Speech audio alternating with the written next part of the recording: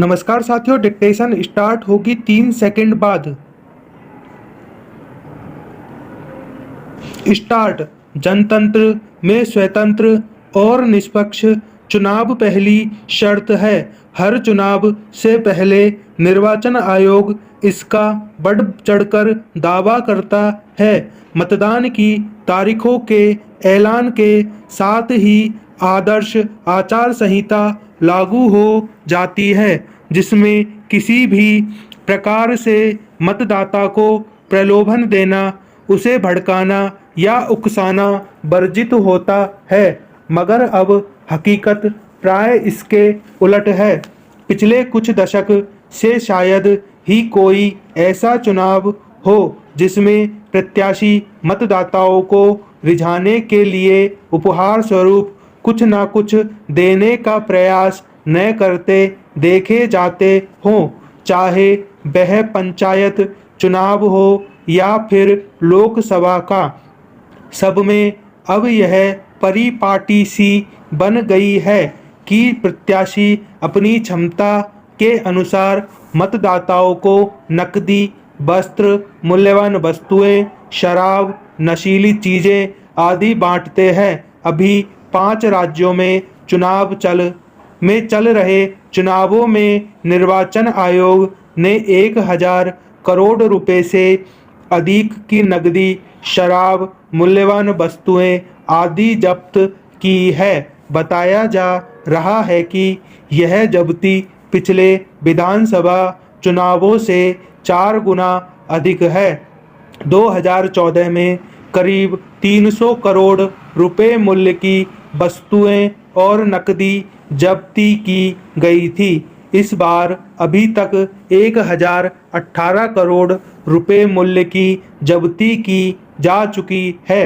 अभी उत्तर प्रदेश में 2 चरण के चुनाव बाकी हैं, इसलिए जब्ती का आंकड़ा और बढ़ने की संभावना है। पैराग्राफ।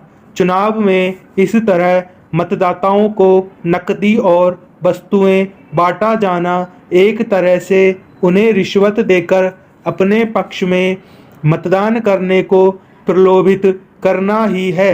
हर चुनाव में बड़े पैमाने पर ऐसी शिकायतें निर्वाचन आयोग के पास पहुंचती है। वह सक्रिय होकर छापेमारी वगैरह भी करता है, मगर ऐसा करने वाले प्रत्याशियों के खिलाफ कोई कार्रवाई नहीं कर पाता, जिसके चलते इस प्रवृत्ति पर अंकुश लगाना कठिन बना हुआ है। इस तरह रिश्वत देकर मतदाताओं को लुभाने की कोशिशें लगातार बढ़ी हैं।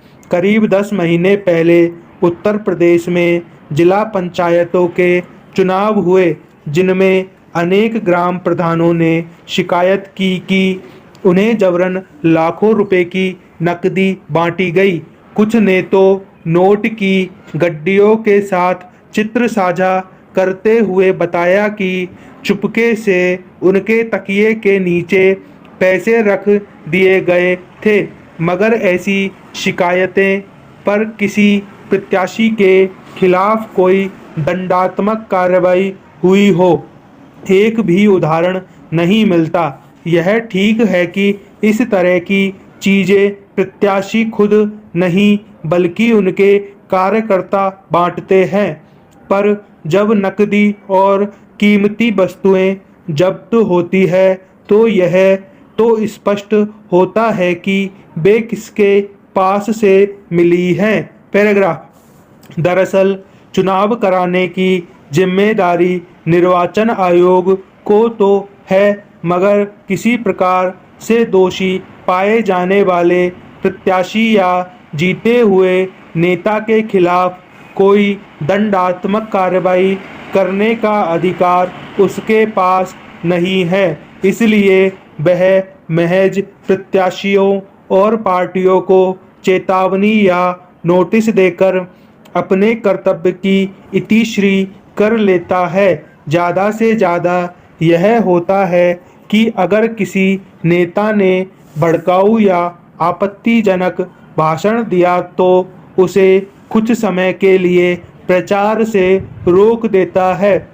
राजनीतिक दल और उनके प्रत्याशी भी आयोग की इस सीमा को अच्छी तरह जानते हैं। इसलिए आचार संहिता के उल्लंघन से बाज नहीं आते जब तक निर्वाचन आयोग को प्रत्याशी को चुनाव से बाहर करने या जीते हुए उम्मीदवार का जनप्रतिनिधित्व समाप्त करने जैसे कड़े अधिकार नहीं मिलेंगे। इस तरह महज जब्ती से चुनाव प्रक्रिया में शुचिता का दावा नहीं किया जा सकता। संपूर्ण विराम। धन्यवाद।